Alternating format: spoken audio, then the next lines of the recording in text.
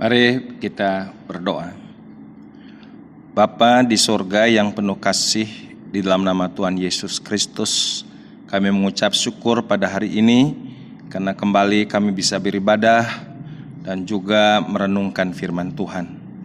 Biarlah sementara kami duduk tenang mendengar firman-Mu, Roh Kudus menolong supaya kami betul-betul menyimak, menghayati, berkonsentrasi, sehingga firman Tuhan yang kami dengar memberkati kami semua. Berkati jemaat dan juga hamba-Mu. Dalam nama Tuhan Yesus kami berdoa. Amin. Ya, salam Bapak Ibu, saudara sekalian, sidang jemaat yang dikasihi oleh Tuhan Yesus Kristus. Berkenaan pada hari ini adalah hari Bapak, maka kita akan mendengar firman Tuhan untuk menyadarkan setiap kita di sini yang adalah Bapak untuk lebih mengerti maksud dan rencana Tuhan, supaya kita menjadi Bapak yang baik, Bapak yang bijak, dan Bapak yang pastinya boleh menjadi pribadi berkat di rumah tangganya. Nah, untuk itu kita akan membaca firman Tuhan dari kitab Mazmur pasal 128 ayat 1 sampai dengan yang keempat. Mazmur 128 ayat 1 sampai dengan yang keempat. Demikian firman Tuhan, berkat atas rumah tangga. Nyanyian syarah. Berbahagialah setiap orang yang takut akan Tuhan, yang hidup menurut jalan yang ditunjukkannya. Apabila engkau memakan hasil jerih payah tanganmu, berbahagialah engkau dan baiklah keadaanmu. Istrimu akan menjadi seperti pohon anggur yang subur di dalam rumahmu. Anak-anakmu seperti tunas pohon zaitun sekeliling mejamu. Sesungguhnya demikianlah akan diberkati orang laki-laki yang takut akan Tuhan. Terpujilah Tuhan atas firman-Nya. Berbahagialah setiap kita yang mengasihi Tuhan, mengasihi firman-Nya, dan kita lakukan dalam hidup kita hari lepas hari. Ya, Bapak, Ibu, saudara sekalian, saya mengajak kita mengucap syukur bila dalam setiap rumah tangga kita masih dikaruniakan ada seorang bapak. Ya, bapak itu merupakan figur atau pribadi penting di dalam kebahagiaan satu rumah tangga. Makanya pengajaran Alkitab tentang bapak itu sangat luar biasa, ya. Nah, lewat pembacaan ini kita merenungkan satu tema, Bapak pribadi berkat. Jadi pribadi yang memang diberkati. Kalau pribadi Bapak itu diberkati, niscayalah pasti keluarganya diberkati. Dan kalau keluarganya diberkati, maka pasti keluarga itu berbahagia. Salah satu indikator keluarga berbahagia adalah keluarga yang diberkati. Dan ini dimulai dari satu pribadi yang bernama Bapak dalam rumah tangga itu. Makanya dalam ayat yang keempat, sesungguhnya demikianlah akan diberkati orang laki-laki yang takut akan Tuhan. Siapakah laki-laki yang takut akan Tuhan yang dimaksud dari ayat yang keempat ini? Sudah pasti ya dijawab oleh ayat yang pertama sampai dengan yang ketiga. Ya, dikatakan Berbahagialah setiap orang. Setiap orang ini berbicara tentang satu pribadi. Karena kalau dia lakukan apa yang memang Tuhan perintahkan, menjadi pribadi yang takut Tuhan, nurut Tuhan, kerja keras, maka ada sebab akibat. Hukum sebab akibat. Istrinya akan menjadi laksana pohon anggur yang subur. Ada disebut anak-anaknya akan menjadi tunas pohon zaitun di sekeliling mejanya. Jadi saudara, laki-laki ini diperhadapkan dengan atas apa yang dia lakukan dalam hidupnya menurut Tuhan, takut Tuhan, maka istrinya, maka anak-anaknya. Jadi jelas yang dimaksud laki-laki pada ayat yang keempat itu adalah seorang suami dari satu istri. Seorang bapak dari anak-anaknya. Makanya saudara, bagaimana seorang figur bapak menjadi pribadi berkat di dalam hidupnya? Ini dimulai dari dikatakan takut akan Tuhan. Maka ayat yang pertama, berbahagialah setiap bapak. Ya, kalau saya boleh lebih definitif, berbahagialah setiap bapak yang takut akan Tuhan, yang hidup menurut jalan yang ditunjukkannya. Dari mana memulainya? Yaitu memulai dalam satu konteks hubungan yang erat dengan Tuhan. Maka dikatakan seorang bapak yang takut Tuhan. Takut Tuhan di sini berarti adalah satu sikap hati, ya, sikap hidupnya yang penuh hormat. Bapak ini adalah bapak yang sangat hormat kepada Tuhan di dalam ketulusannya, di dalam kasihnya kepada Tuhan. Berarti bapak di sini adalah bapak yang memiliki hubungan dekat, hubungan erat, bahkan melekat kepada Tuhan. Jadi seorang bapak yang selalu mencari kehendak Tuhan, perkenanan Tuhan. Seorang bapak yang takut kehilangan kalau dia tidak bersekutu dengan Tuhan.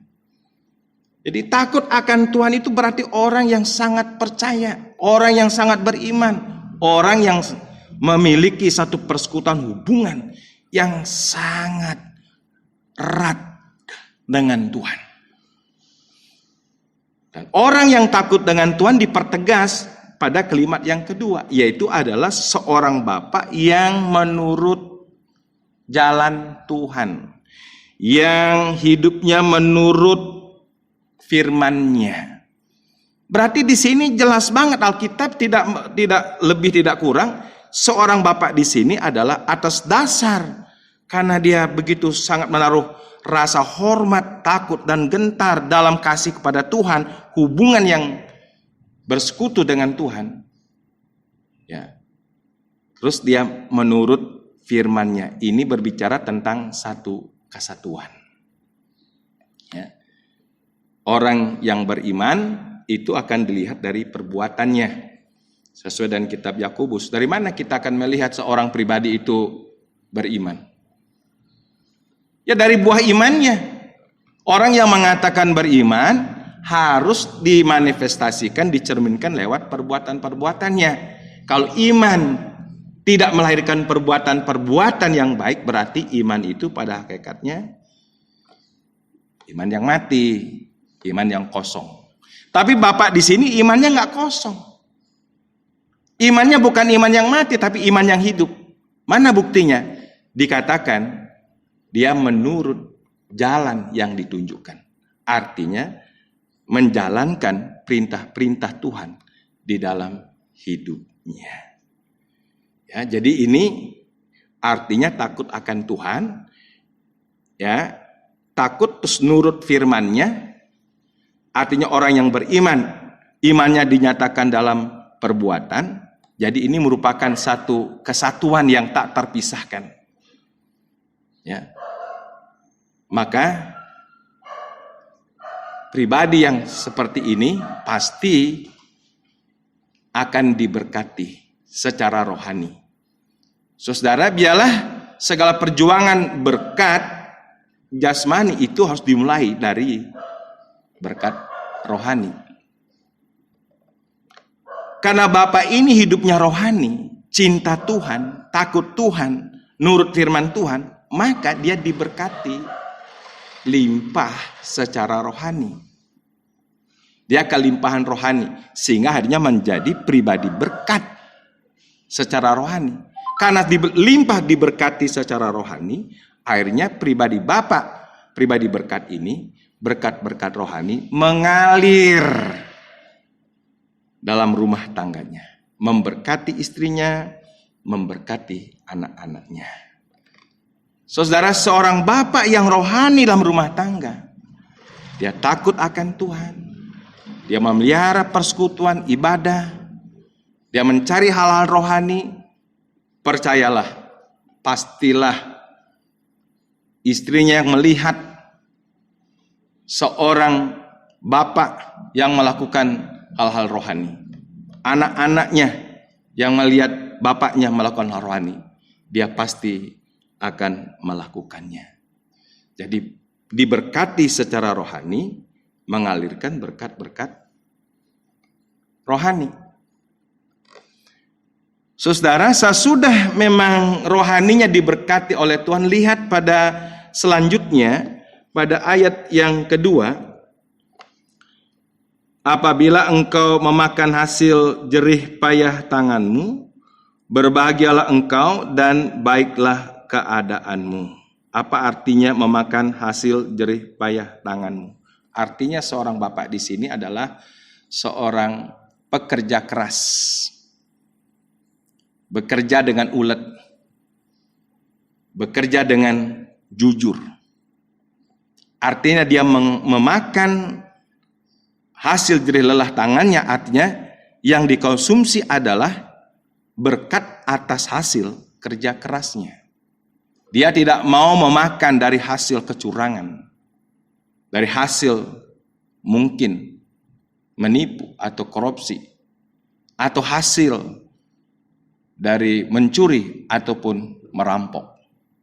Tetapi jelas dikatakan seorang bapak di sini adalah seorang pekerja keras, ulet dan jujur, sehingga pada akhirnya dia juga menerima berkat-berkat jasmani, berkat-berkat finansial, berkat-berkat ekonomi yang sudah otomatis pasti mensejahterakan untuk seisi rumahnya, untuk istri dan juga untuk anak-anaknya, atau mungkin ada anggota-anggota keluarga yang lain. Jadi sangat indah dan luar biasa bahwa seorang bapak di sini yang takut Tuhan dengan satu kesatuan menurut perintah Tuhan, jalan Tuhan, melakukan kehendak Tuhan, ada berkat rohani, dan akhirnya seorang bapak di sini adalah pekerja keras, dia ulet dan jujur, menerima berkat-berkat jasmani. Maka pribadi bapak di sini, pribadi berkat, diberkati secara rohani dan juga diberkati secara jasmani. Saudara, yang penting di sini kita perlu perhatikan adalah dari mana memulainya. Bukan dari perjuangan jasmani ataupun ekonomi ataupun materi, tetapi dimulai dari hal-hal rohani. Maka ya sesuai dengan pengajaran Tuhan Yesus dalam Matius pasal 6 ayat yang ke-33, carilah terlebih dahulu kerajaan Allah dan kebenarannya. Jadi utamakan dulu hal rohani. kerajaan Allah dan kebenarannya. Ini berbicara tentang berkat-berkat rohani. Nah, baru yang lainnya untuk urusan makan minum pakai pasti ditambahkan kepadamu. Pasti diberkati oleh Tuhan. Makanya pribadi Bapak di sini ya yang disebut seorang laki-laki itu adalah dia memulai dengan Tuhan. Memulai secara rohani. Baru yang kedua secara jasmani. Jadi rohaninya limpah ruah diberkati, jasmaninya pun akhirnya limpah diberkati. Maka dari seorang bapak pribadi berkat mengalirlah berkat rohani dan jasmani lengkap, komplit kepada seisi rumahnya. Makanya atas rumah tangga yang diberkati oleh Tuhan, pastilah rumah tangga itu akan berbahagia. Berbahagia karena Tuhan dalam hidupnya. Berbahagia karena berkat-berkat Tuhan mengalir dalam rumah tangganya.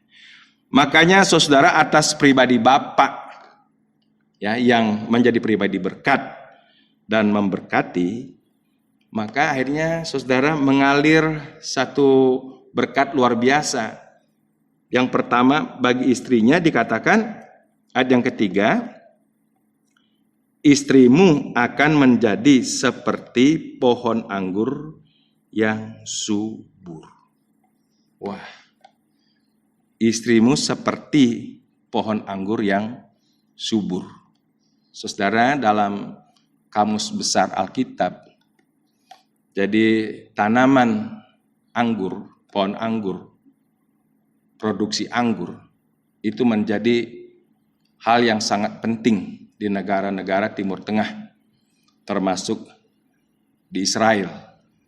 Makanya dalam pernikahan di Kana, pada waktu kehabisan air anggur itu menjadi satu aib. Karena anggur itu juga menunjukkan satu kesaksian ataupun prestasi daripada satu keluarga itu. Makanya Tuhan Yesus mengadakan satu mujizat mengubah air tawar menjadi anggur dalam perkawinan di Kana. Jadi yang kedua, pohon anggur ini juga menggambarkan tentang kemakmuran ataupun juga keberhasilan. Itu lambang. Makanya kalau seandainya istri digambarkan laksana pohon anggur yang subur, ya, anggur itu menjadi sebuah bentuk kesaksian. Berarti istri kita itu akan membawa satu kesaksian yang baik. Bagi siapa? Ya bagi suaminya, ya bagi rumah tangganya. Kalau istri digambarkan laksana pohon anggur yang subur, yang menggambarkan keberhasilan ataupun sebuah kelimpahan, ya berarti istri dalam rumah tangga itu dia akan mendatangkan juga kelimpahan ataupun keberhasilan dalam rumah tangga. Dia akan menjadi penolong yang sepadan untuk mendatangkan kesuksesan, keberhasilan dalam rumah tangga.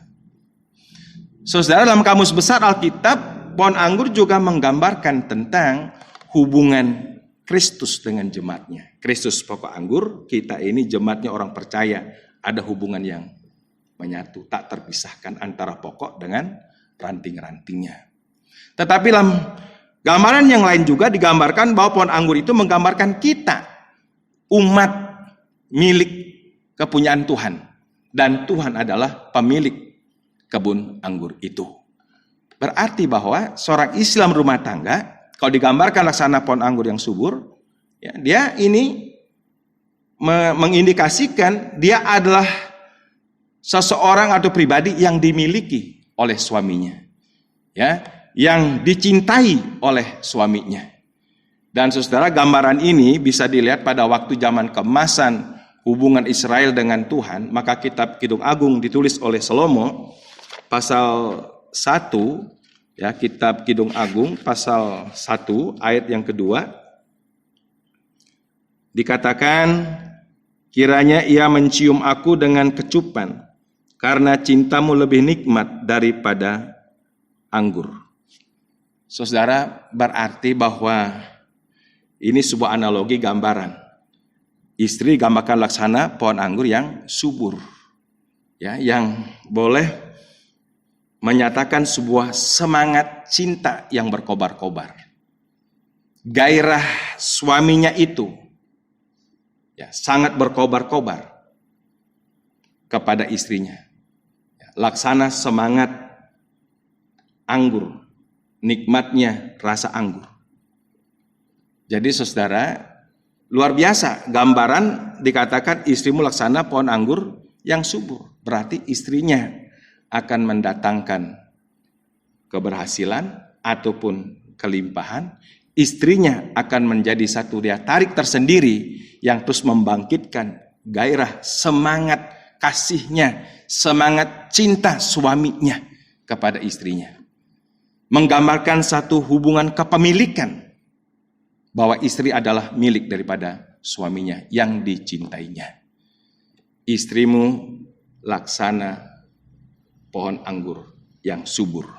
Nah, seorang bapak pribadi berkat ini, dia akan menjadi berkat juga buat anak-anaknya. Digambarkan, ya, anak-anaknya, ya, seperti, ya, anak-anakmu seperti tunas pohon zaitun sekeliling mejamu. Saudara, tunas itu berbicara tentang pucuk baru yang tumbuh. Sesuai dengan Kamus Besar Alkitab juga, jadi pohon zaitun ini adalah multiguna, multifungsi, sangat berguna. Dari akarnya sampai kepada daun, carang, dan juga buahnya. Saudara, buah zaitun itu kalau diperas, diproses jadi minyak, minyaknya sangat berkhasiat untuk makanan, untuk kesehatan, makanya dikenal ada banyak itu minyak zaitun.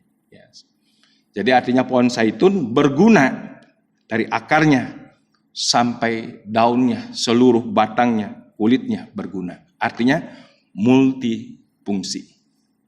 Nah, makanya kalau seandainya anak-anaknya digambarkan laksana tunas pohon zaitun sekeliling mejamu, ini berbicara tentang satu pengharapan ke depan anak-anaknya akan menjadi anak-anak yang berprestasi di sekeliling mejanya. Artinya tumbuh pucuk baru laksana tunas zaitun. Artinya anak-anaknya akan menjadi generasi baru berkat. Bapak menjadi pribadi berkat, akhirnya istrinya juga menjadi pribadi berkat. Anak-anaknya pun akan menjadi generasi baru berkat, mengalir terus. Ya, luar biasa. Maka dia akan berbahagia melihat anak-anaknya yang berprestasi dalam kehidupan akademisnya, dalam kehidupan rohaninya, dalam kehidupan pertumbuhannya di masyarakat. Dia akan melihat anak-anaknya berhasil, diberkati oleh Tuhan. Betapa berbahagianya menjadi pribadi bapak yang disebut pribadi berkat. Karena dia mengalirkan berkat dan terus memberkati sampai ke anak cucu. Karena saudara, pada ayat selanjutnya dikatakan bahwa kiranya Tuhan memberkati engkau dari Sion supaya engkau melihat kebahagiaan Yerusalem seumur hidupmu dan melihat anak-anak dari anak-anakmu, damai sejahtera atas Israel. Melihat anak-anak dari anak-anakmu. Siapa? Generasi cucu. Ya. Waduh, ada sebuah pengharapan ke depan yang membahagiakan luar biasa karena seorang bapak yang disebut dengan pribadi berkat. Dimulai dari berkat rohani, takut, nurut Tuhan. Pribadi bapak yang kerja keras, mengalir berkat apa? Rohani. Mengalir apa? Berkat jasmani. Bagi siapa? Istrinya, anak-anaknya. Istri dan anak-anaknya bukan hanya menerima berkat, tetapi pribadi istrinya pun akan menjadi pribadi berkat. Karena digambarkan laksana pohon anggur yang subur. Itu berbicara tentang kelimpahan dan keberhasilan. Mendatangkan satu ikatan hubungan kepemilikan. Luar biasa. seorang suami yang bisa memiliki seorang istri yang digambarkan laksana pohon anggur. Pasti berbahagia, pasti bersuka cita, pasti bergembira, pasti membahagiakan. Dan akhirnya dia melihat generasi keturunannya, ada generasi baru yang digambarkan tunas pohon zaitun. Generasi baru yang diberkati, generasi baru yang akhirnya menjadi pribadi berkat, generasi baru yang akhirnya akan terus berproses, berhasil dan menjadi pribadi yang memberkati. Ini semua terjadi oleh karena satu sebab, seorang laki-laki dalam rumah tangga yang disebut seorang bapak atau seorang suami dari seorang laki-laki. Ini hukum sebab akibat. Lakukan yang menjadi bagian kita dengan penuh kesetiaan dan ketaatan. Berkat itu adalah haknya Tuhan. Dan Tuhan tak pernah ingkar janji. Kalau kita genapkan bagian kita, Tuhan pasti genapkan bagiannya. Itu apa? Memberkati. Sehingga Bapak di sini menjadi pribadi berkat. Pribadi berkat. Keluarganya diberkati. Sehingga seisi rumah tangganya berbahagia. Terpujilah nama Tuhan. Ya, saya sepribadi dalam Hari Bapak pada hari ini mengucapkan selamat berbahagia kepada setiap Bapak, dan saya berdoa sesuai dengan firman Tuhan yang kita dengar, jadilah Bapak pribadi berkat atas memang kita sadar mau menjadi pribadi Bapak takut Tuhan, nurut Tuhan, dan kerja keras. Percaya bapak-bapak akan berbahagia karena istrinya akan menjadi pribadi berkat juga. Berbahagialah Bapak karena pasti generasi anak-anakmu generasi baru yang menjadi pribadi berkat. Selamat Hari Bapak. Tuhan memberkati semua bapak-bapak yang hadir di sini sehingga nama Tuhan dipermuliakan di atas rumah tangga kita. Amin. Kita berdoa. Bapak, terima kasih untuk firman-Mu yang kami dengar. Berkatilah kami semua. Biarlah setiap rumah tangga bersyukur karena ada Bapak dalam rumah tangga itu. Dan bapak-bapak pada hari ini menyadari bagaimana dan apa yang harus mereka lakukan supaya rumah tangganya berbahagia. Yaitu rumah tangga yang diberkati. Dan bagaimana rumah tangga diberkati? Adanya seorang bapak yang memulai takut akan Tuhan. Yang memulai mau taat akan firman Tuhan. Dan yang mau bekerja keras. Maka pasti rumah tangga itu berbahagia. Karena tercurah berkat rohani dan juga berkat jasmani. Dalam nama Yesus kami berdoa. Amin.